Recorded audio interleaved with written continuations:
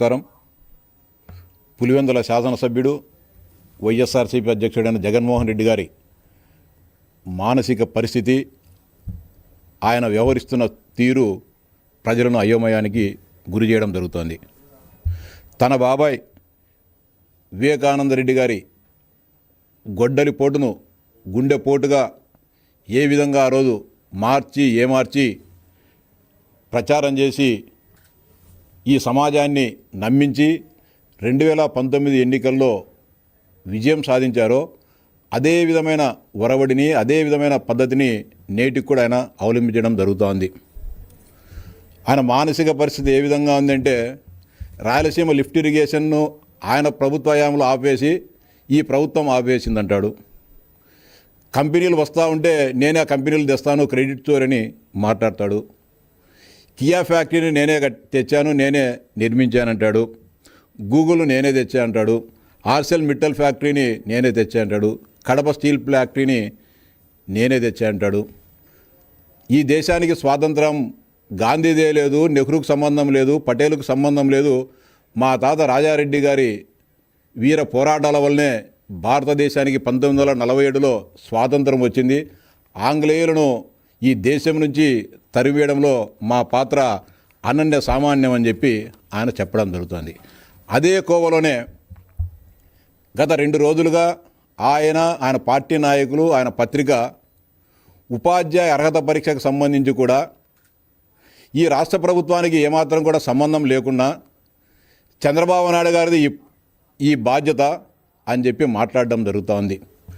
నిజంగా ఆయనకు అన్నీ తెలుసు, కానీ ఏదో విధంగా ఇందాక కులాల మధ్య చిచ్చు పెట్టాలని చూశాడు, మతాల మధ్య చిచ్చు పెట్టాలని చూశాడు, కాపుల మధ్య విభేదాలు తీసుకొని రావాలని చూశాడు. ఇప్పుడు ఉద్యోగుల మధ్య విభేదాలను సృష్టించాలి, ఈ ప్రభుత్వంలో గందరగోళం సృష్టించాలనే ఒక ఆకాంక్షతో ఆయన పనిచేయడం జరుగుతుంది. ఉపాధ్యాయ అర్హత పరీక్షకు సంబంధించి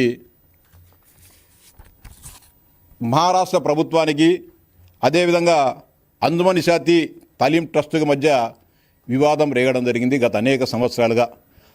బాంబే హైకోర్టులో తుది తీర్పు పోయిన తర్వాత మళ్ళీ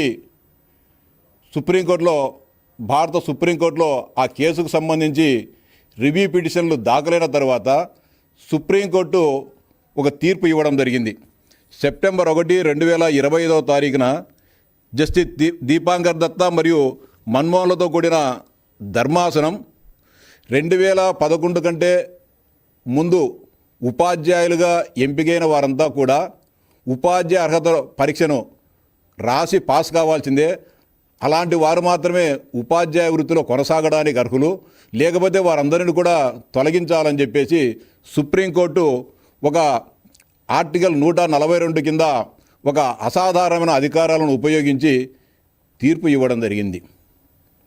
అంటే ఒక మైనారిటీ విద్యా సంస్థలకు మహారాష్ట్ర ప్రభుత్వానికి ఏర్పడిన వివాదం మొత్తం ఈ దేశానికంతా కూడా, ఈ దేశంలో పనిచేస్తున్న వివిధ రాష్ట్రాల్లో పనిచేస్తున్న ఉపాధ్యాయ లోకానికంతా కూడా నిరాశను మిగిల్చడం జరిగింది. ఆర్టికల్ 122 ఎందుకు ఉపయోగించారంటే, ఆర్టికల్ 122 ఏం చెప్తుందంటే, భారత రాజ్యాంగంలోని ఆర్టికల్ 142 దేశ సర్వోన్నత న్యాయస్థానానికి అసాధారణమైన అధికారులు ఇస్తుంది. ఏదైనా కేసులో సాధారణ చట్టాలు అందుబాటులో లేనప్పుడు లేదా వాటి వల్ల ఆలస్యం జరుగుతున్నప్పుడు సుప్రీంకోర్టు పూర్తి న్యాయం అందించడానికి ఈ అధికారాన్ని ఉపయోగిస్తుంది. ఈ ఆర్టికల్ 142 ప్రకారం సుప్రీంకోర్టు ఇచ్చే తీర్పులు లేదా ఆదేశాలు దేశవ్యాప్తంగా ఖచ్చితంగా అమలు కావడం జరుగుతుంది. ఆ నేపథ్యంలో భారత సుప్రీంకోర్టు ఈ దేశంలో ఉన్న ప్రతి ఒక్కరూ 2011 కంటే ముందు నియామకాలు పొందిన ప్రభుత్వ, ప్రైవేటు ఉపాధ్యాయులంతా కూడా టెట్ పాస్ కావాలని చెప్పి ఆదేశాలు ఇవ్వడం జరిగింది.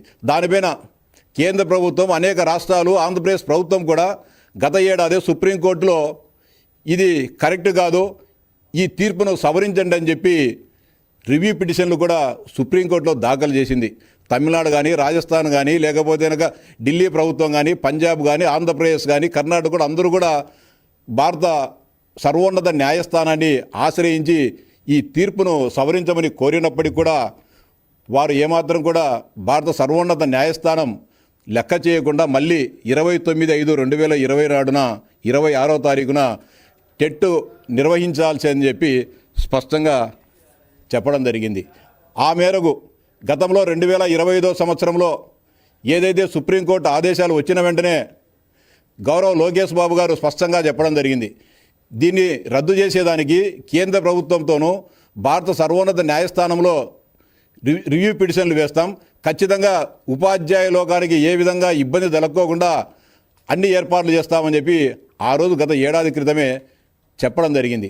మళ్ళీ ఇటీవలనే మేలో ఈ తీర్పు వచ్చినప్పుడు గత నెలలో మేమంతా కలిసి శాసనమండలి సభ్యులమంతా కలిసి విద్యాశాఖ మంత్రి లోకేష్ బాబు గారిని కలిసినప్పుడు కూడా ఖచ్చితంగా ఉపాధ్యాయ లోకానికి ఇబ్బంది కలగని విధంగా ఏ ఒక్క ఉపాధ్యాయుడు కూడా ఇబ్బంది పడని విధంగా వారందరూ కూడా ప్రత్యేక టెట్ నిర్వహిస్తాం, వారందరినీ కూడా ఆందోళన చెందవద్దు, ఇది నా మాటగా చెప్పండి అని చెప్పి కూడా ఆ రోజు లోకేష్ బాబు గారు చెప్పిన సూచనల మేరకు, సలహా మేరకు, ఆదేశాల మేరకు మేము కూడా ఉపాధ్యాయ లోకానందరికీ కూడా చెప్పడం జరిగింది.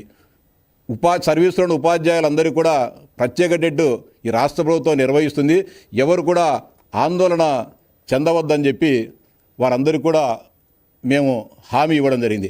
ఆ మేరకే నిన్న స్పెషల్ టెట్కి సంబంధించిన ఉత్తర్వులను రాష్ట్ర ప్రభుత్వం జారీ చేయడం జరిగింది. జగన్మోహన్ రెడ్డి గారిని మొన్న ఆయన పులివెందుల పర్యటన సందర్భంగా కొంతమంది ఉపాధ్యాయులు కలిసి టెట్ను రద్దు చేయించాలని చెప్పి ఆయన కోరిన మేరకు ఆయన ఒక పెద్ద స్టేట్మెంట్ ఇవ్వడం జరిగింది. టెట్ రద్దు చేసేదానికి నేను పోరాడతా, మా ఎంపీలంతా కూడా పోయి ఉద్యమిస్తారని చెప్పి చెప్పడం జరిగింది. మళ్ళీ నిన్న ఏం చేశాడు, టెట్ ఇన్ సర్వీస్ టీచర్లకు టెట్ రద్దు చేయాలి, లేకపోతే నేను ఉద్యమిస్తా అని చెప్పిన ఎక్స్లో ఆయన పోస్ట్ చేసిన 2 గంటలకే చంద్రబాబు నాయుడు గారు, లోకేష్ బాబు గజ్జ గజ్జ గజ్జ గజ్జ గజ్జ వణిగిపోయి ఇన్ సర్వీస్ టీచర్లందరికీ ప్రత్యేక టెట్ నిర్వహిస్తామని చెప్పి ఆదేశాలు ఇవ్వడం జరిగింది, ప్రభుత్వ ఉత్తర్వులు ఇవ్వడం జరిగిందని చెప్పి ఎక్స్ వేదికగా ఆయన చెప్పడం జరిగింది. ఈ సందర్భంగా జగన్మోహన్ రెడ్డి గారు సలహా సూచిస్తున్నా, చంద్రబాబు నాయుడు గారికి మీరు డిమాండ్ చేసిన 2 గంటల్లోనే జీవో విడుదల చేసి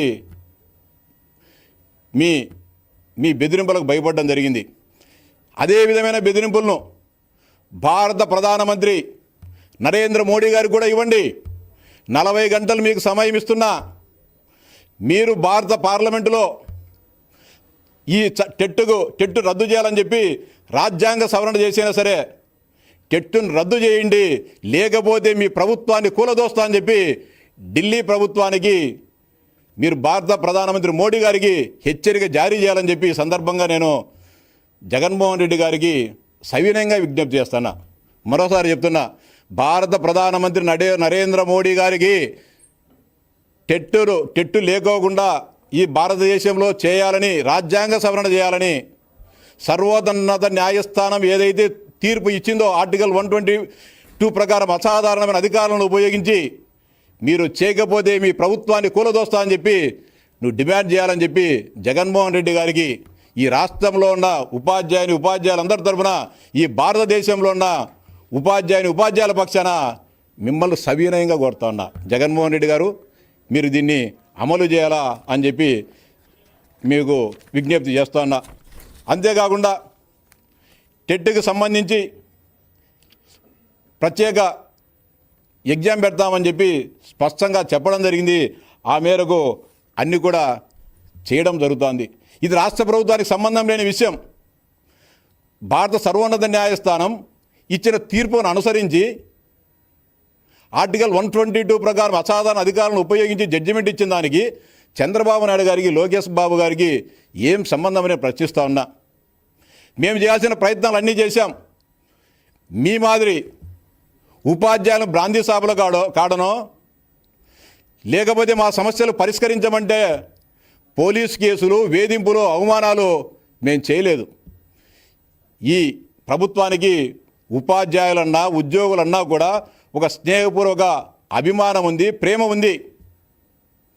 మేము ఆంధ్రప్రదేశ్ రాష్ట్రం విభజన జరిగినప్పుడు రాష్ట్రం ఆర్థికంగా ఇబ్బందుల్లో ఉన్న ఆ రోజు 43% ఫిట్మెంట్నిచ్చి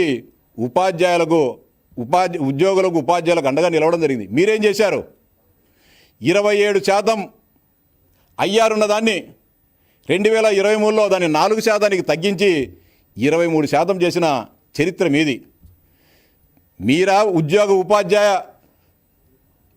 మిత్రులు మేమా? ఈ సందర్భంగా జగన్మోహన్ రెడ్డి గారిని కూడా సూటిగా ప్రశ్నిస్తూ ఉన్నా. 2019 ఎన్నికల ముందు మీరేం చెప్పారు? నేను అధికారంలోకి వచ్చిన వారం రోజుల్లోనే సిపిఎస్ రద్దు చేసి ఓపీఎస్ అమలు చేస్తా అని చెప్పావు. వారం పోయింది. 4.5 సంవత్సరాల తర్వాత ఏం చెప్పావు? నాకు తెలియదు, నాకు అర్థం కాలేదు, నాకు ఎవడు సలహాలు చెప్పలేదని చెప్పి నాలికను మడత పెట్టి చేత కాదని చెప్పి ఒప్పుకున్న దద్దమ్మవు. మీ తండ్రి గారు ముఖ్యమంత్రిగా ఉన్నప్పుడు 2004లో సిపిఎస్ అమలైంది. ప్రధానమంత్రి మన్మోహన్ సింగ్ గారు ఉన్నప్పుడు ఆ సందర్భంగా కేంద్ర ప్రభుత్వం కూడా స్పష్టమైన ఆదేశాలు ఇవ్వడం జరిగింది.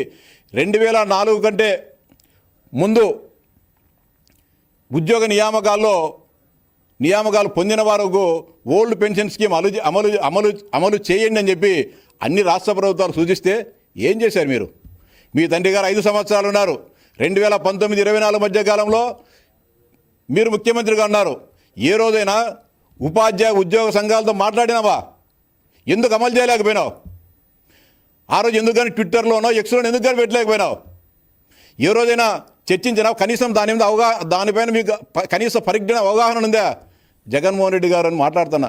ఈరోజు మీరు ఈ రాష్ట్రాన్ని ఆర్థికంగా చిన్నాభిన్నం చేసినా దీని పునర్నిర్మాణం కోసం చంద్రబాబు నాయుడు అహర్నిశలు కృషి చేస్తున్నారు. మొన్ననే 2004 కంటే ముందు నియామక పత్రాలు పొందిన 11,000 మంది ఉద్యోగులందరికీ ఓల్డ్ పెన్షన్ స్కీమ్ అమలయ్యే విధంగా రాష్ట్ర ప్రభుత్వం నిర్ణయం తీసుకోవడం జరిగింది. క్యాబినెట్లో కూడా దానికి ఆమోదం తెలపడం జరిగింది. ఇది ఈ ప్రభుత్వానికి ఉన్న నిబద్ధత.